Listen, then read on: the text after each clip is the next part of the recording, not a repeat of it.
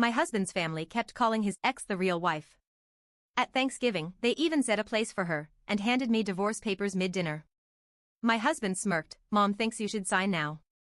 Holding back tears, I calmly took out my phone and played a voicemail that instantly exposed their sick plan. From the moment I married Mark, his family never truly accepted me. His mother, Diane, was always polite on the surface but made it clear in 1,000 little ways that I wasn't good enough for her son.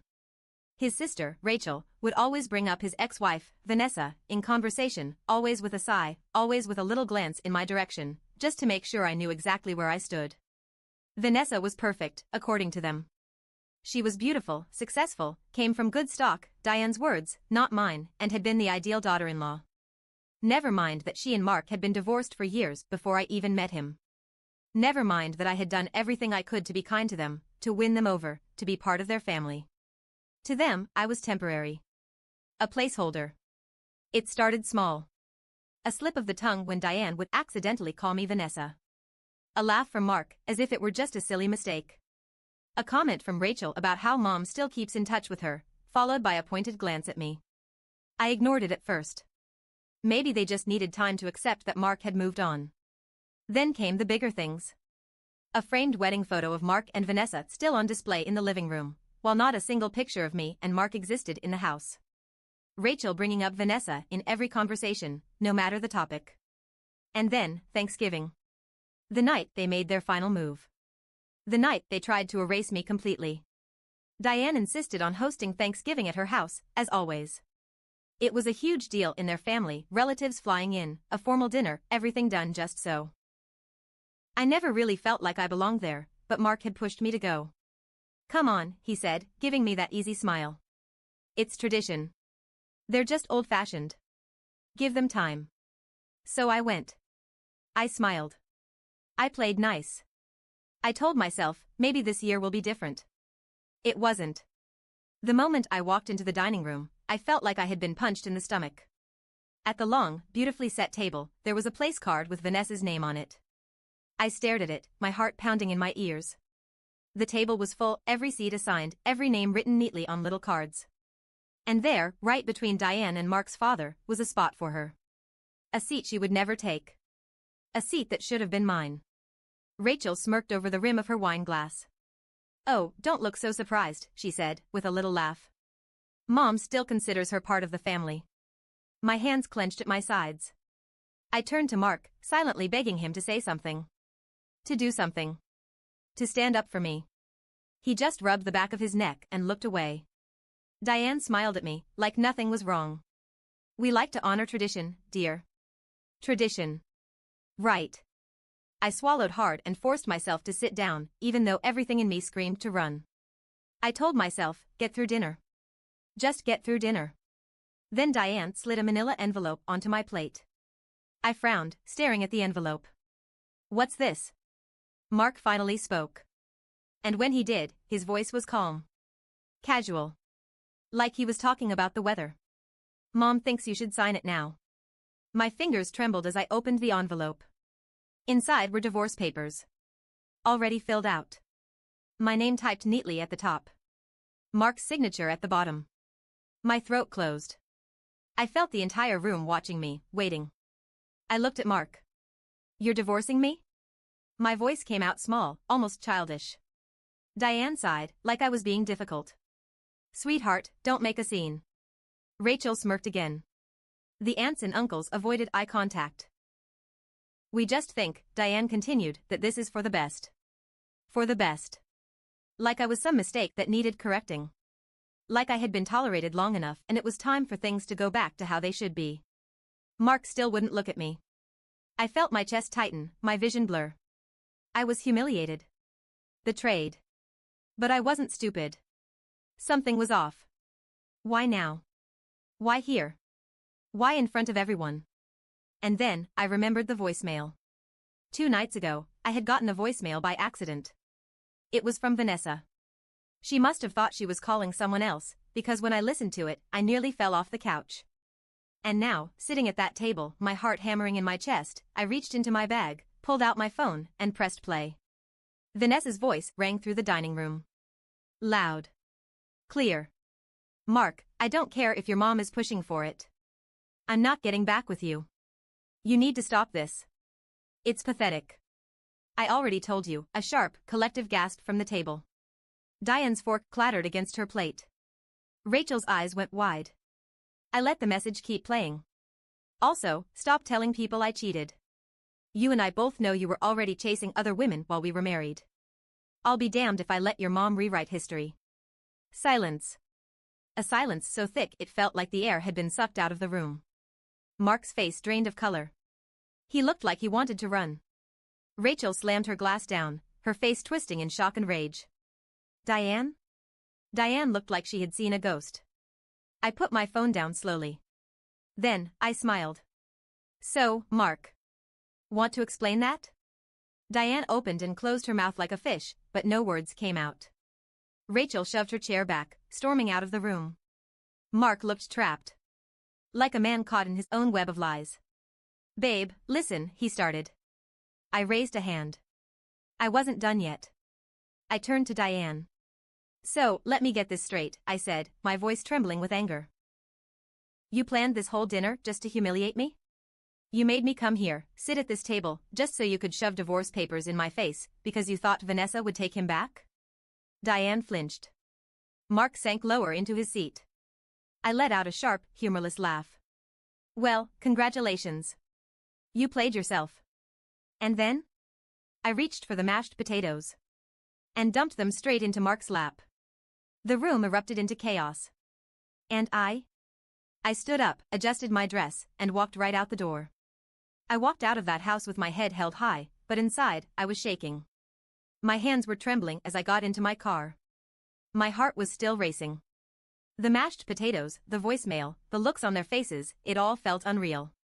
But one thing was crystal clear, they had planned this. They had fully expected me to sit there, humiliated, accept the divorce like some obedient little wife, and quietly disappear so they could bring Vanessa back in. Only, their perfect plan had blown up in their faces. I took a deep breath and started the car. My phone was still in my lap, the screen lit up with missed calls and texts from Mark. I ignored them. But as I pulled out of the driveway, my phone rang again, an unknown number. I almost didn't pick up. But something in my gut told me to answer. And when I did, I nearly slammed the brakes. Hello? I said cautiously. A woman's voice came through the line, shaky and urgent. Is this Mark's wife? My stomach twisted. Who is this? A pause. Then, my name is Olivia. And I think you need to know the truth about your husband. I gripped the steering wheel tighter. What truth? She hesitated, then exhaled. I've been seeing him. For over a year. I felt the blood drain from my face. He told me he was divorcing you. He told me it was mutual, she continued. But after what just happened, I knew he was lying. I didn't know how to reach you, but I found your number through an old email Mark left open. I couldn't breathe. Mark had another woman. A secret girlfriend. While his family was trying to push Vanessa back into his life, he had been sneaking around with someone else the entire time. Where are you right now? I asked, my voice deadly calm. I'm outside his apartment, Olivia said. He doesn't know I'm here. But I think you should come. I looked at the road ahead, then back at the house in my rearview mirror. I had a choice. I could go home, cry, pretend none of this was happening. Or, I could end this once and for all. I turned the car in the opposite direction. 20 minutes later, I pulled up outside an apartment complex I had never seen before. Olivia was waiting near the entrance, arms crossed, looking just as furious and betrayed as I felt. The moment I got out of the car, she stared at me for a long time, then shook her head. I can't believe I believed him. I gave a bitter laugh. Yeah, well. You're not the only one. She glanced up at the building. He's inside. I saw his car. I clenched my jaw. Let's go. We didn't knock. We didn't wait. Olivia had a spare key because, of course, Mark had given her one, and the second we stepped inside, the smell of his cologne hit me like a slap. And there he was. Sitting on his couch, scrolling through his phone, texting someone. Probably me. Probably her. When he looked up and saw us standing there together, his face went white. Babe, he said, looking between us. I folded my arms. Which one of us are you talking to? He opened his mouth. Closed it. His eyes darted toward the door, like he was already calculating an escape. Olivia scoffed. Don't even try it. Mark stood up slowly, running a hand through his hair. Okay, listen. This isn't what it looks like. I gave a humorless laugh. Really? Because it looks like you've been lying to both of us. And then, before he could spew whatever excuse he was about to make, his front door burst open. I spun around, just in time to see Diane and Rachel storming inside. What the hell is going on? Diane's voice was sharp, eyes blazing as she looked between all of us. Mark was still frozen, completely caught. Rachel's glare landed on me. What are you doing here? I folded my arms. Oh, just meeting my husband's mistress. Rachel's mouth fell open. Diane's face twisted in rage. That's not possible. Olivia snorted. Oh, it's very possible. Mark finally found his voice. Mom, it's not like that, Diane cut him off. I don't care about her, she snapped, jabbing a finger toward Olivia. We had a plan, Mark. A plan. And you're telling me you were sleeping with some random woman while we were trying to fix things with Vanessa? The room went silent. Rachel stared at her mother, eyes narrowing. Wait, what do you mean, we had a plan? Diane froze. Mark's entire face drained of color. And that's when I realized Rachel hadn't known. Diane had planned everything behind her own daughter's back. I tilted my head. Yeah, Rachel. Tell me, did you know your mom was trying to set Mark up with Vanessa before he was even divorced? Rachel whipped around to face Diane. You told me you weren't involved in that. Diane scoffed. I did what was necessary. Vanessa was perfect for him. I was trying to save this family from, she gestured wildly at me and Olivia, like we were dirt under her shoe. Rachel's face darkened. You lied to me. Diane's nostrils flared. Don't be dramatic. But Rachel wasn't listening anymore. She turned back to Mark, pure disgust on her face. You're pathetic, she spat. You let Mom control your entire life, and for what? A marriage that was already over? Mark stayed silent. Rachel shook her head. You know what? I'm done. I don't even care what happens to you. She turned to me, eyes filled with something almost like regret. And I'm done with this family. Then, without another word, she walked out. Diane stood there, seething. You ruined everything, she hissed at me.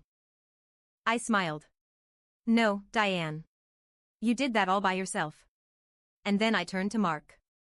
Now, about those divorce papers. Mark opened his mouth, but no words came out. He looked at his mother, then at Olivia, then back at me. He was trapped, and he knew it. The silence in the apartment was thick, like the moment before a storm. Then Diane, always the one to take control, let out a sharp breath and pulled herself together. She smoothed down her sweater and turned to Mark, her voice low and firm. We're leaving, she ordered. Mark hesitated, eyes flicking between me and Olivia, but he knew better than to defy his mother. He stepped forward, but I blocked the door. He blinked. Move. I smiled. No, his jaw clenched. I don't have time for this. Oh, I think you do. I pulled my phone out of my bag, tapping on the screen. Because before you walk out of here like the pathetic coward you are, you might want to see this. I turned the screen toward him, hitting play. Another voicemail. But this one wasn't from Vanessa. It was from his boss. Mark, we need to talk. I don't know how you thought you'd get away with submitting 2 separate expense reports for the same trip, but the finance team caught it. And when we looked deeper, well, let's just say you better have a damn good explanation for why company funds were used for luxury hotel stays and jewelry. The voicemail ended. The color drained from Mark's face. Diane stiffened. What is he talking about? I smirked. Oh, you didn't know? Mark's been committing fraud at work. And you want to guess what those luxury hotel stays and jewelry were for? I turned to Olivia. Her face had gone pale. You son of a... Olivia took a threatening step forward, but I held up a hand. Oh, it gets better, I said sweetly, looking back at Diane. See, Mark has multiple secret credit cards. And when I started noticing charges that didn't add up, I did a little digging. Turns out, some of those business trips he was taking? He wasn't alone. Diane spun toward her son. Mark. Tell me this isn't true.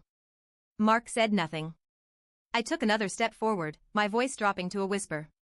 And do you want to know the best part? His company is already investigating him. This voicemail? It's just a courtesy call. By this time next week, they'll have proof. Diane looked like she was going to be sick. Rachel, who had been standing silently near the door, let out a cold, bitter laugh. Oh my God, she whispered. You're a bigger idiot than I thought. Mark finally found his voice. It's not what it looks like, okay? I cut him off. I don't care what excuse you have. You tried to humiliate me, betray me, and throw me away like I was nothing. And now? You're the one who's screwed. Diane suddenly snapped. I won't let this happen, she hissed. You don't get to ruin my son's life over some mistakes. She lunged at me, but before she could get close, Olivia stepped in front of me. Try it, Olivia warned. I dare you. Diane froze, chest heaving. Rachel, shaking her head in disgust, took out her phone. You know what? I'm done. She tapped on the screen and lifted it to her ear. Mark frowned. Who are you calling? Rachel's smile was cold. The cops. Mark paled. What? No, Rachel, come on, she raised a finger, silencing him. Hi, yes, she said into the phone. I'd like to report ongoing financial fraud at company name. I have some evidence you might be interested in. Mark lunged for her phone, but Olivia and I stepped between them. I crossed my arms. You're done, Mark. His face contorted with rage. You think you've won? I raised an eyebrow. Haven't I? Diane, still standing stiffly, turned slowly to face me. Her expression was pure, icy hatred. This isn't over, she whispered. I tilted my head. Oh, Diane. I smiled. It definitely is. And as sirens began to blare in the distance, I knew this was only the beginning of their downfall. Mark was pale, his mouth opening and closing like he was trying to come up with a way out of this, but there was none. Rachel was still on the phone with the authorities, her voice clear and unwavering as she reported his fraud. Diane was frozen, her hands shaking, her carefully controlled mask crumbling by the second. I could tell she was trying to figure out how to fix this, how to protect her golden boy, but there was nothing left to fix. Olivia and I stood side by side, united in the betrayal we had suffered. And then, Mark did something unbelievable. He turned to me, eyes dark with anger. This is all your fault, he hissed. I let out a hollow laugh.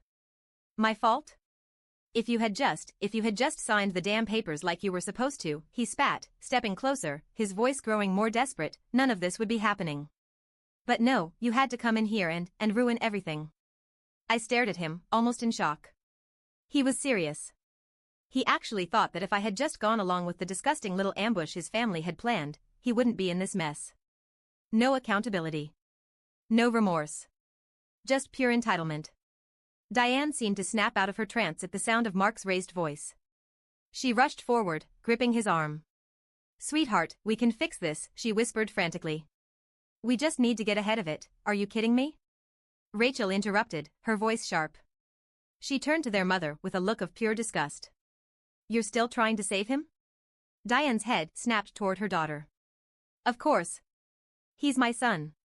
Rachel let out a bitter laugh. Oh, yeah. And what about me? What about the rest of us? What about the fact that you just admitted you were trying to manipulate Vanessa into taking him back while he was cheating on his actual wife? Diane stiffened. Rachel wasn't done. You were so obsessed with controlling his life that you didn't even see what a disaster he actually is. Or maybe you did, but you just figured if you covered up his messes, no one would notice. Diane's lips parted like she wanted to argue, but for the first time in her life, she had nothing to say. Mark looked between them, realizing what was happening. His one true supporter, his mother, was starting to lose control of the situation. And then, in true pathetic fashion, he turned back to me. Please, he begged. You don't have to do this. I tilted my head. You mean, I don't have to ruin you? He swallowed. I made mistakes, okay? But we were good ones, weren't we? His voice softened, his eyes desperate. We could still fix this. I stared at him, feeling nothing but pity. You don't get to ask me that, I said, my voice eerily calm. Not after what you did. Not after what you tried to do to me. And then, I stepped aside, just as two police officers walked into the apartment. Mark turned, startled by the sight of the cops. "Mark, last name?" one officer asked, already reaching for his cuffs. "You're under arrest for financial fraud and embezzlement." Diane gasped. No, this is a mistake." She lunged forward, but the second officer stepped in front of her, holding up a hand. Rachel crossed her arms. "No, Mom. This is justice." Mark started panicking, twisting toward Diane. "Mom, do something." Diane looked horrified, but before she could react, Rachel let out a sharp laugh. "Oh, you mean like how she's covered for you your whole life?" Rachel sneered. "Guess what, Mark? She can't buy your way out of this one." The officers pulled out a printed warrant, showing it to him. "We have evidence of fraudulent transactions tied to your name," one of them stated. "You'll need to come with us." Mark started struggling. "No, wait, this isn't my fault." I folded my arms. "Then whose fault is it?" His eyes locked onto mine, full of rage. "Yours." The officers forced his hands behind his back, cuffing him. Diane screamed, reaching for her son. "Mark. Baby, no." But it was too late. Mark was dragged out the door, kicking and screaming, as his perfect little world came crashing down. Diane stood there, her body shaking, her perfect hair disheveled, her whole life's work ruined in minutes. Rachel just sighed and ran a hand through her hair. "Well. That was a lot." Then she turned to me. And for the first time, she looked genuinely guilty. Rachel cleared her throat. "Listen. I didn't know Mom was doing all that behind my back." She shifted uncomfortably. "And I didn't know Mark was cheating on you this whole time." I arched an eyebrow. "And that makes what you did okay?" She flinched. "No. It doesn't." I let the silence stretch. Let her sit in it. Then she sighed. "I'm sorry," she muttered. "I really am. It wasn't enough, but it was something." I nodded once, accepting it for what it was. "Good luck dealing with Diane." Rachel scoffed. "Oh, I'm done with her." She shot a glare at her mother. "You're on your own, Mom."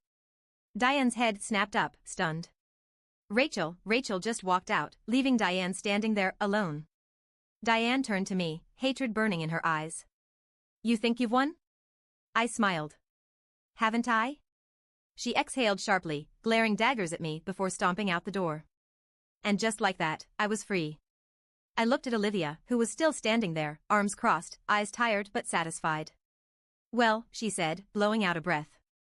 "That was a disaster." I let out a small, exhausted laugh. "Yeah. But at least now, we're done with him." She nodded. Then, hesitantly, she stuck out a hand. I looked at it for a second. Then I shook it. "Drinks," she suggested. I grinned. "God, yes." And as we walked out of that apartment, leaving behind the mess, the lies, and the absolute disaster of Mark's life, I realized something. For the first time in years, I finally felt free. A week later, Mark was officially charged with fraud. His company fired him, and his assets were frozen. Turns out, his financial crimes were way worse than I originally thought. Diane tried to fix it, but she couldn't. Her golden son was done for. Rachel cut off her entire family and moved across the country. She and I never became friends, but we left things on neutral terms. And Vanessa? She sent me a single text after everything went down. "I always knew he was trash. Glad you got out." And me? I took everything I was owed in the divorce. Half of his assets. The car. A chunk of his retirement fund. And then? I disappeared from their lives. Forever. Best decision I ever made.